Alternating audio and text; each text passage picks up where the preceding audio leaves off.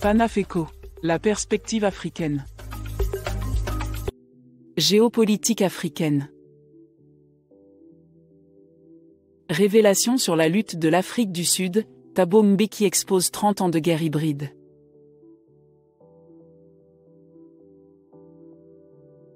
Cinquième partie, capitaux bloqués, croissance ralentie, l'étranglement économique.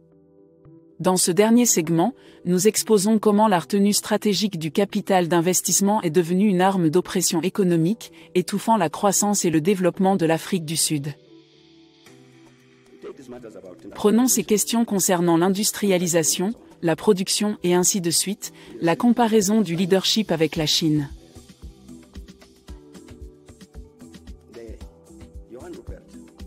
Johann Rupert, un homme d'affaires très important dans le pays, a accordé une interview il y a quelques années, à Power FM je crois. Et Johann Rupert a dit quelque chose que j'ai été très content d'entendre. C'est généralement une personne très honnête, qui dit ce qu'il pense.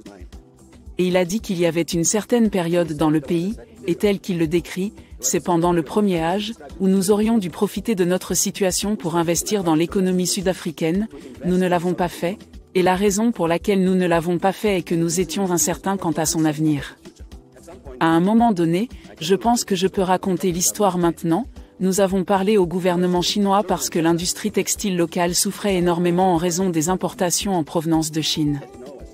Comme vous le savez, si vous regardez autour de vous, toutes sortes de vêtements sont fabriqués en Chine.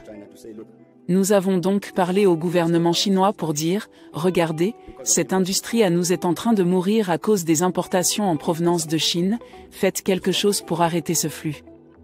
J'espère que le gouvernement chinois ne sera pas fâché contre moi pour avoir raconté l'histoire.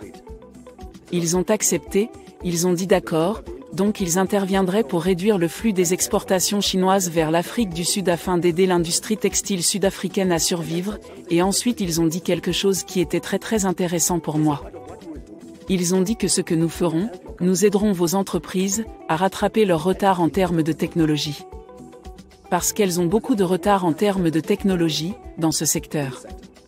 Ainsi, lorsque nous normaliserons la situation, elles auront rattrapé le reste du monde en termes de développement technologique.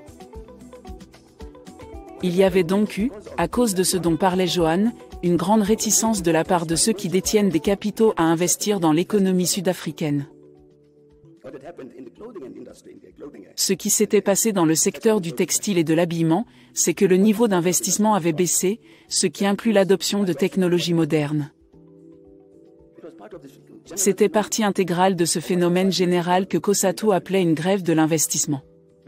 Parce qu'en vérité, une grande partie du capital dans ce pays était très incertaine quant à l'avenir du pays. Ce miracle dont les gens parlaient était trop beau pour être vrai. Un jour il y aura une grande explosion, donc pourquoi investir?